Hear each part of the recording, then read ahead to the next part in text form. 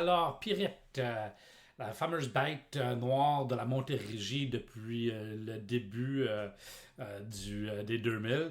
Alors, avant les années 2000, on n'en parlait pas beaucoup. C'était vraiment plutôt au début, là, fin 90, début 2000, qu'on a commencé à jaser un peu de Pirate. Alors, si ça fait plus longtemps que 30 ans que vous avez votre maison, c'est peut-être quelque chose que vous connaissez un peu moins.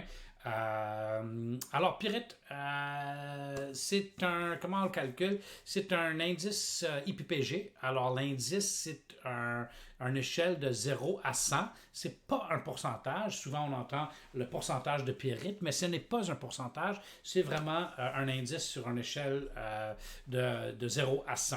Alors, à chaque strate de 10, on va changer de qualificatif de Pirate, alors, ou d'indice. On va dire que négligeable en bas de 10 à très élevé de 80 à 100. Alors, en bas de 10 de Pirate ou de IPVG, je devrais dire, c'est négligeable. On ne prend même pas en effet. Les banques s'en foutent, tout le monde s'en fout. Même que la pierre d'aujourd'hui qu'on utilise pour faire de la construction neuve peut avoir un indice de Pirate ou de IPPG en bas de 10. Ça peut avoir un 6 ou un 5. Alors, en bas de 10, on s'en fout.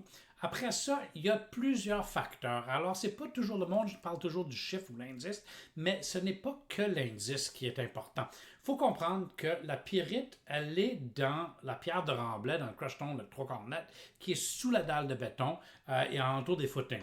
Alors, cette pierre concassée-là, qui a une espèce d'ocre de fer, ou je ne suis pas géologue, là, mais prenez un peu comme une vieille voiture qui, le métal est dénudé et puis commence à rouiller. Tu sais, le métal, il va se délaminer et puis il va grossir et prendre la place. Mais c'est un peu qu'est-ce que la pierre de remblai, elle fait avec le contact de l'eau et de l'air. Il faut avoir ces deux items-là, sinon il n'y a pas de possibilité de réaction. Alors, c'est une réaction chimique, la pierre elle va gonfler et puis prendre plus de place. Évidemment, la pierre qui est sous une dalle de béton dans le sous-sol, on va peut-être avoir 4 pouces de pierre. Lorsqu'elle va gonfler, cette pierre-là, elle ne peut pas gonfler à 10 pieds. Là. Elle va quand même gonfler un peu. Alors, elle va pousser contre le sol naturel non remblayé et puis elle va pousser vers la dalle de béton. Alors, si la dalle est seulement 3 pouces d'épais ou elle n'est pas, de bonne qualité, c'est sûr qu'il va y avoir plus de risques qu'elle se délamine et qu'il y ait un peu de nivelé qui se produisent dû à la pyrite. Alors, il faut regarder lorsqu'on fait le test de pyrite, on prend une carotteuse, on perce le béton, on va dire comment épais est le béton, y a-t-il un revêtement, y a-t-il un styrofoam, et puis par la suite, combien de roches il y avait avant d'arriver dans le sol naturel, évidemment, et on a dû toucher de l'eau, on a dû couper la nappe d'eau.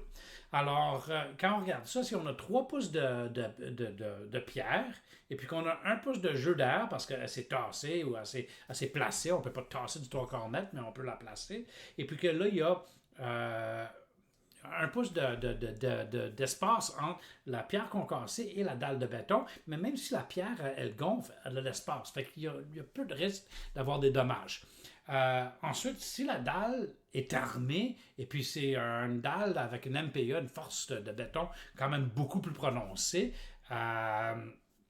les risques d'avoir un gonflement sont aussi moindres à ce niveau-là.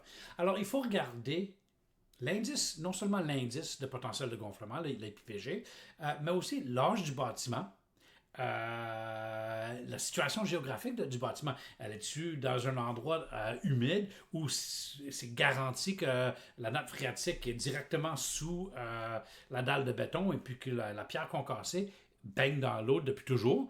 Si elle baigne dans l'eau depuis toujours et elle n'a jamais été en contact avec de l'air, le potentiel est encore là et puis il n'a jamais été un peu acheminé.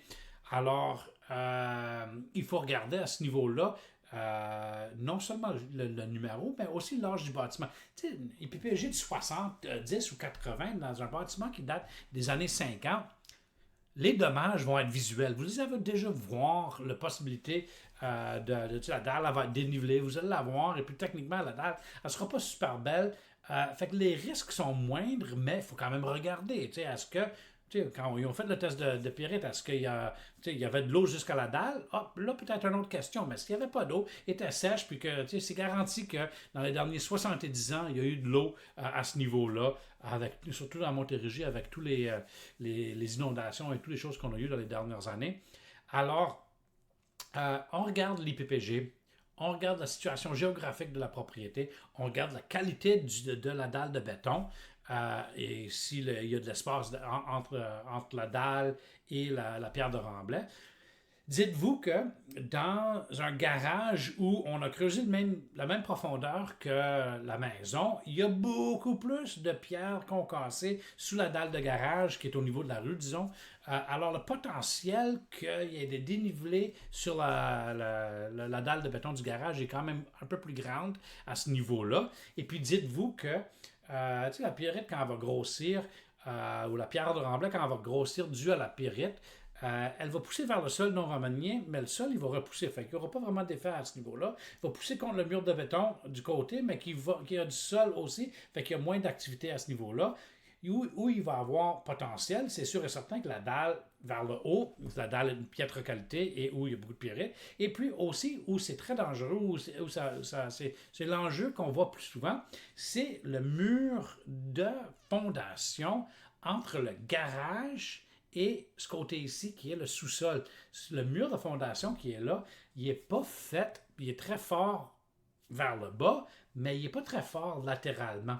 Alors, une poussée latérale sur un mur de béton a beaucoup moins de force qu'une poussée vers le bas. Alors, c'est pour ça qu'on voit beaucoup plus de dommages dans les garages sur la pyrite qui sont pas au niveau du sous-sol, mais au niveau de la rue.